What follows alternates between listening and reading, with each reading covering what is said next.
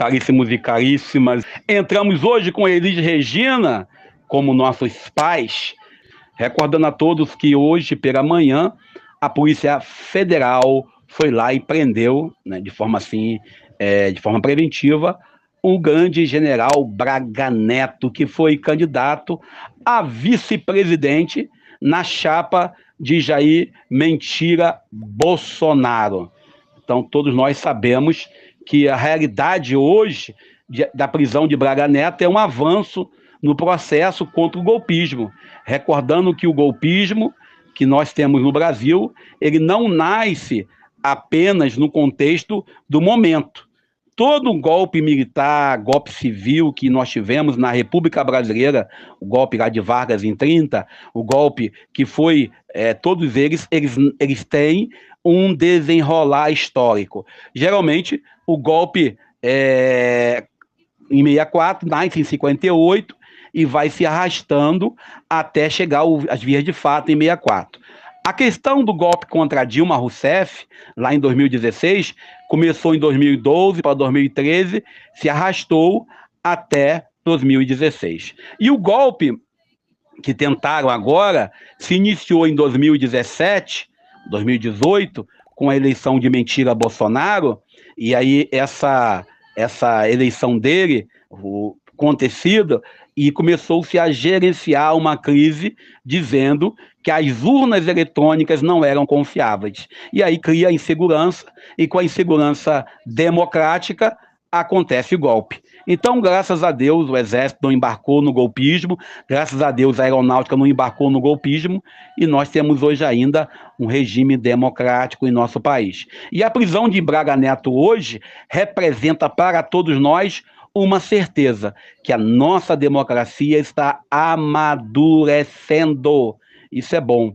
A gente, quando pensa no modelo de eleição norte-americana e estadunidense, com a eleição de Donald Trump, o Donald, que aqui no Brasil tem apoio do Pateta, a gente olha claramente que o nosso modelo é um pouco mais robusto, no sentido que a eleição nossa é de caráter direto, ou seja, o voto do cearense é o mesmo valor do voto do carioca. O voto do gaúcho é o mesmo valor do voto do amazonense. Ou seja, nós brasileiros, de norte a sul do Brasil, temos o mesmo valor em nosso voto. Ao contrário dos Estados Unidos, que é feito por prévia de Estado, por, vamos dizer assim, delegados, e aí você tem lá algumas eleições que não dá para entender.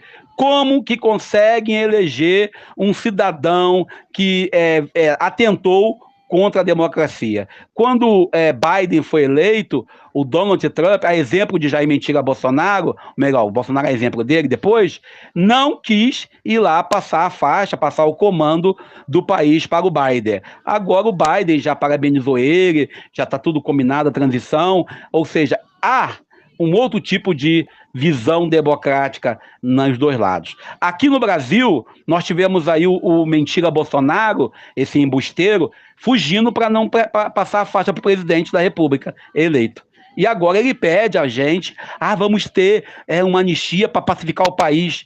Engraçado, por que ele não pensou nessa anistia, nessa pacificação lá em 2022, quando ele perdeu a eleição, ele reconhecer que ele foi derrotado, que ele perdeu a eleição, mesmo com o mandato? Não, ele fez eleição, reunião com embaixadores, ele reuniu-se com militares, reuniu com um e com o outro, tentando criar uma GLO do golpe. E agora fica aí chorando pelos cantos, pedindo, por favor, vamos ter um pouco de compaixão.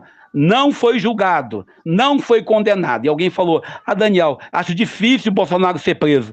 Olha, eu acho que não é difícil, porém, a prisão dele tem que ser fundamentada e bem fundamentada para não ter desculpa de entrar com recurso para ficar solto em 2026 e concorrer, ou em 2030. E Deus sabe que ele está com um montão de processo e possivelmente ele não é candidato a cargo nenhum nunca mais. E vamos nós para o Evangelho do Dia! A gente entra no contexto de hoje em Mateus capítulo 17, versículo 10 ao 13, quando Jesus desce a montanha, após um momento de reunião com seus discípulos, aonde Pedro faz a profissão de fé, dizendo: tu és o Cristo, o Filho de Deus, e aí eles sabem claramente quem é Jesus, sabem claramente qual é a missão de Jesus, e Jesus ontem falava para a gente, no evangelho de ontem, que é o evangelho de Mateus 11, 16 a 19, quando Jesus nos apresenta a diferença entre João Batista e ele. João Batista, um comportamento mais rígido, disciplinado na questão de observância da lei, da sua prática. Sabemos que João Batista é filho de sacerdote, mas ele não segue a carreira do pai, vai para o deserto, vai viver com os essênios. E aqui a pergunta que é feita a Jesus é se Elias já veio. Nós sabemos que na doutrina espírita, aí alguns espíritas me passaram isso, se eu estiver errado, não me condene os espíritas, João Batista é a reencarnação de Elias. Nós cristãos, eu sou cristão católico, acredito na ressurreição, não existe reencarnação.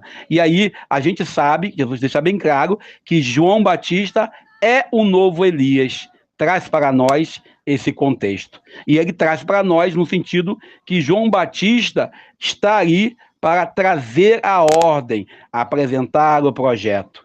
E Jesus deixa bem claro que essa missão de João Batista é preparar o caminho, é fazer aquilo que o profeta Jeremias fala, derrubar para que Jesus possa restaurar. Nesse sentido ainda, nós temos aqui uma fala interessante, quando nós esperamos ver Deus, às vezes, num bispo, num padre, num diácono, em alguém bem emplumado, com os seus louros de estola, de casula, dalmática, mitra. E aqui Jesus fala que Deus falava na pessoa de João Batista, quando João Batista estava vestido com pele de carneiro. Ou seja, a gente olha claramente que a realidade de João Batista, ninguém diz que é Deus falando nele. Nós só queremos ver Deus nas grandes catedrais, nas igrejas bem ornamentadas, nas comunidades que têm beleza, quando Deus usa tudo para falar conosco. E aqui ele falava também em João Batista, e ele falava em João Batista preparando o caminho de Jesus. E Jesus deixa bem claro aqui que João Batista foi maltratado, e ele não será diferente. Ou seja, a gente às vezes queremos ver Deus e não percebemos que ele está próximo da gente. Ainda recordo de um dos encontros que eu fiz lá em 1900 antigamente ainda, quando alguém falava assim: Deus fala através do irmão, através da missão, e ele nos chama para a missão através dos simples. Nós só queremos que Deus fale através dos ricos e poderosos, quando Deus fala na simplicidade. Deus nos abençoe e nos ajude. Ouvindo hoje, né, como nossos pais de Elis Regina, lembrando o choque de geração aí. E lembrando aí, né, 50 anos atrás não se falava em prender general. Hoje temos general preso, não, dois. Deus nos abençoe e nos ajude. Eu sou Daniel Nonato.